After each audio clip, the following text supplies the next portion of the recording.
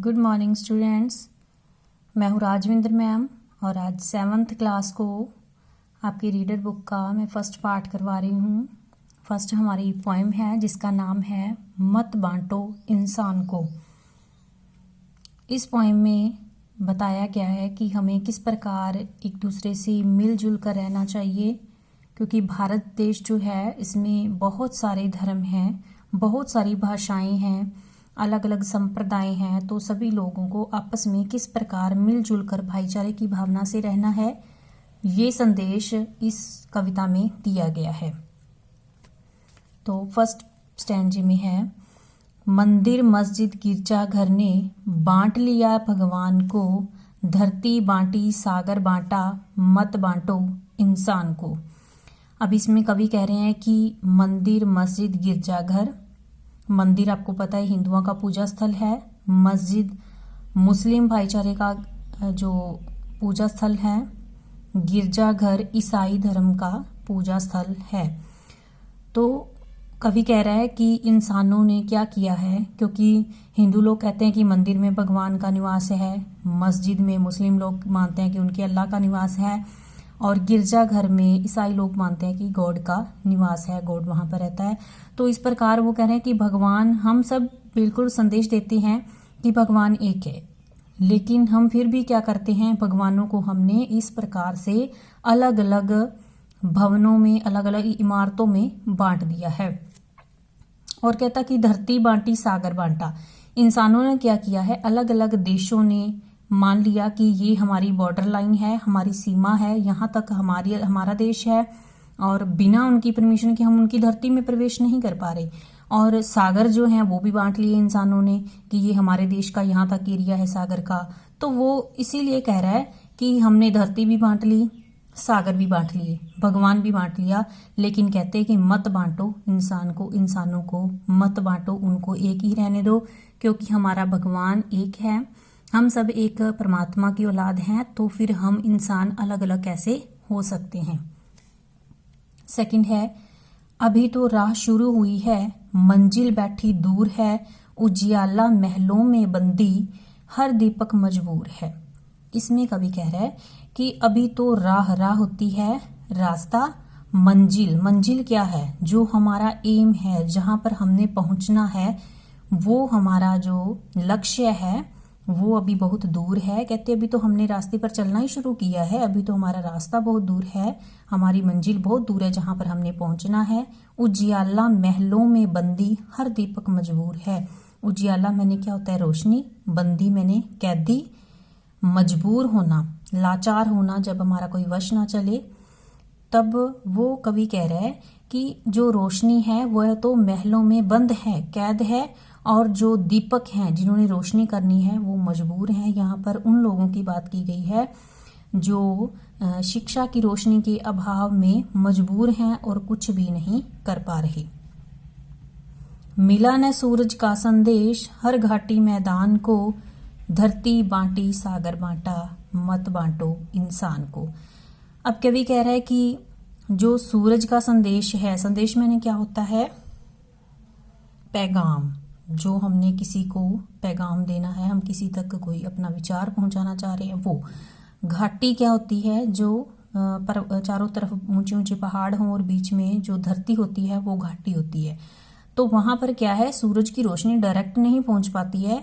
तो इसीलिए लेखक इसमें अब ये कहना चाह रहा है कि सूरज का जो संदेश है उन घाटियों तक नहीं पहुंच पाया है।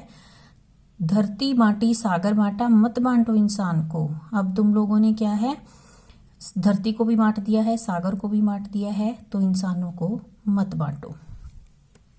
नेक्स्ट है, अब भी हरी भरी धरती है, ऊपर नील वितान है, पर न प्यार हो तो जग सूना, जलता रेगिस्तान है।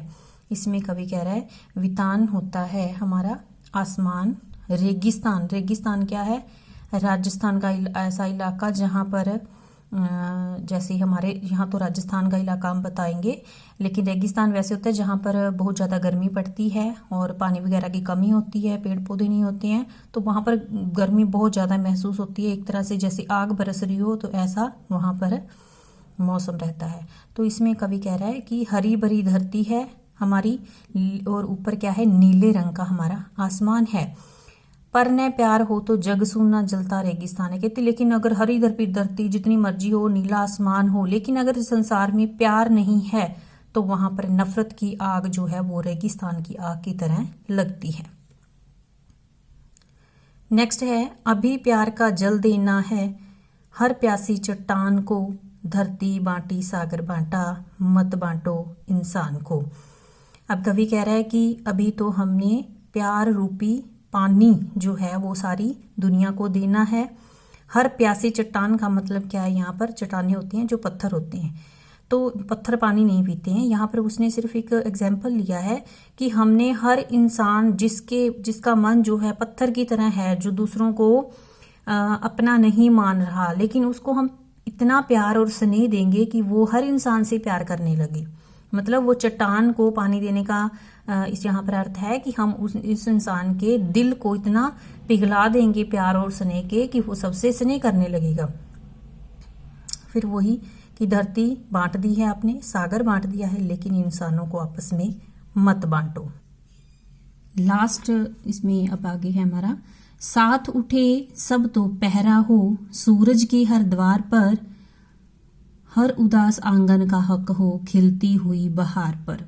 अब इसमें कवि कह रहा है कि अगर हम सब साथ मिलकर पहरा दें, पहरा देने का मतलब है यहाँ पर हम कि अगर निगरानी करें तो सूरज के हर द्वार पर, सूरज मतलब यहाँ पर क्या है, ज्ञान रूपी रोशनी देने वाला दरवाजा। वो कहते अगर हम साथ मिलकर और शिक्षा का प्रचार प्रसार करेंगे तो क्या हो जाएगा, हर उदास आंगन का हक हो, खिलती हुई बहार पर। कहते जितने भी उदास दुखी चेहरे हैं उन सब का अधिकार हो जाएगा किस पर, खिलती हुई बहारों पर, मीन्स खुशियों पर सबका एक जैसा हक होगा अगर हम सब साथ मिलकर यहाँ पर निगरानी करते हैं तो। रोंदने पाएगा फिर कोई मौसम की मुस्कान को, धरती बांटी सागर बांटा, मत बांटो इंसान को। रोंदने का मतलब क्या होता है, कुचल डालना।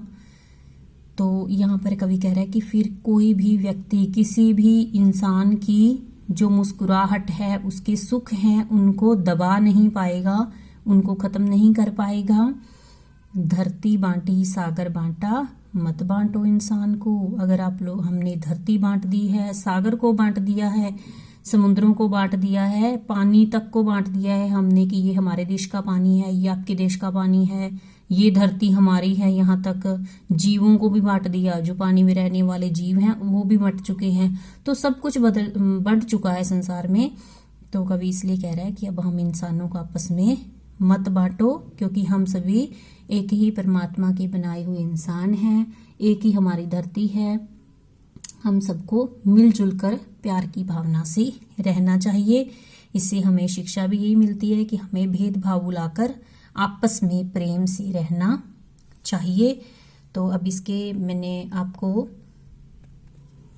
अर्थ करवा दिए हैं, आपने इनके जो शब्द अर्थ हैं उनको राइट करना है और प्रॉपर लर्न भी करना है अच्छे तरीके से। और कल मैं आपको इसके जो क्वेश्चन हैं वो आपको भेजूंगी, आपने अपने आप इसके उत्तर ढूंढने की कोशिश करनी है। Okay students, thank you.